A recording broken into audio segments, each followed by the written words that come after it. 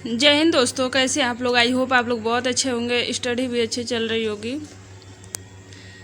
मैं वंदना अपने channel glowing star girl में आप सभी का हार्दिक स्वागत करती हूं। आंगनवाड़ी में सहायिकाओं की बल्ले बल्ले आंगनवाड़ी सहायिकाओं की कुछ और कार्यकर्त्रियों के कुछ वेतन बढ़े हैं। किस राज्य के बढ़े हैं और क्या हुआ है, सब कुछ डिटेल में बताने वाली हूँ। आप लोग चैनल को लाइक शेयर सब्सक्राइब कर लीजिए।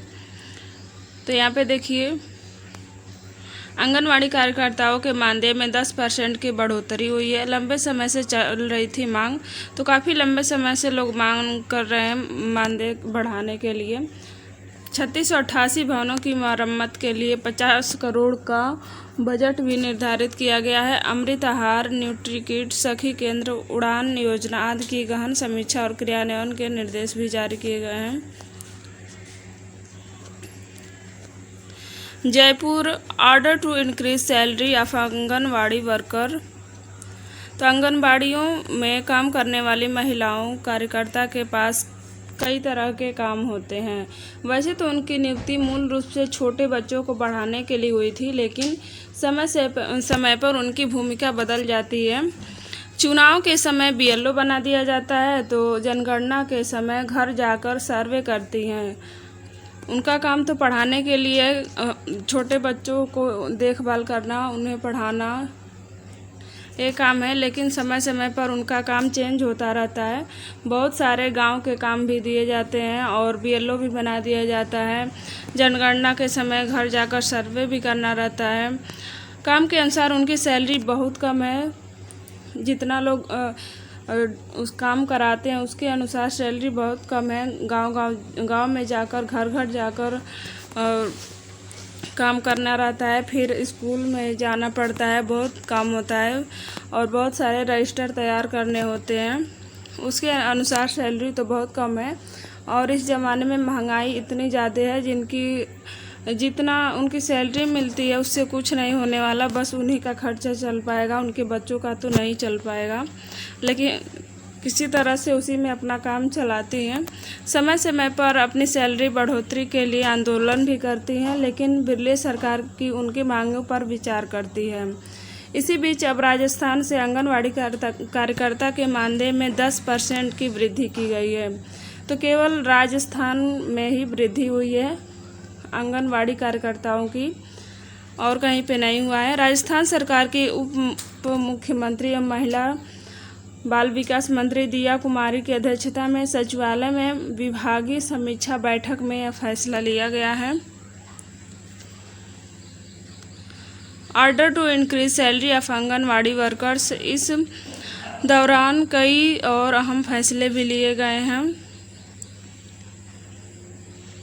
आहार में दूध की मात्रा बढ़ाने और आंगनवाड़ी भवनों की मरम्मत के लिए 50 करोड़ रुपए खर्च करने का भी निर्णय लिया गया है। 3688 भवनों की मरम्मत के लिए समग्र शिक्षा अभियान के समन्वय का सुझाव भी दिया गया है। भवन भी जहाँ पे बच्चे पढ़ते हैं, सरकारी स्कूल बहुत ख़राब होते हैं, जैसे लगता है कि कभी न कभी गिर जाएगा। उनके भवन बहुत कमज़ोर होते हैं, तो उनकी मरम्मत कराना बहुत ज़रूरी है। इसके अलावा उप मुख्यमंत्री ने अमृत आहार योजना के अंतर्गत सप्ताह में 5 दिन वितरित किए जा रहे दूध को मात्रा बढ़ा दिया गया है और आवश्यक निर्देश भी जारी किए हैं। साथ ही न्यूट्रीकिट योजना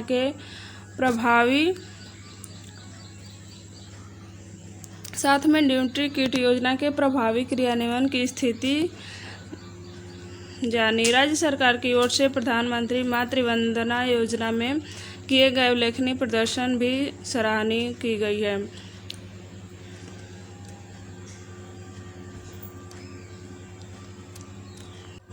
आंगनवाड़ी कार्यकर्ताओं की सैलरी में कितनी बढ़ोतरी की गई है। राजस्थान सरकार ने 10% की बढ़ोतरी की है, जिससे उन्हें अब हर महीने पहले से अधिक मानदेय मिलने वाला है।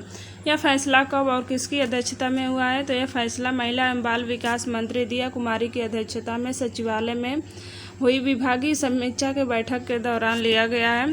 क्या आंगनवाड़ी भवनों की मरम्मत का भी निर्णय लिया गया है। हाँ, 3688 भवनों की मरम्मत के लिए 50 करोड़ रुपए का बजट स्वीकृत किया गया है।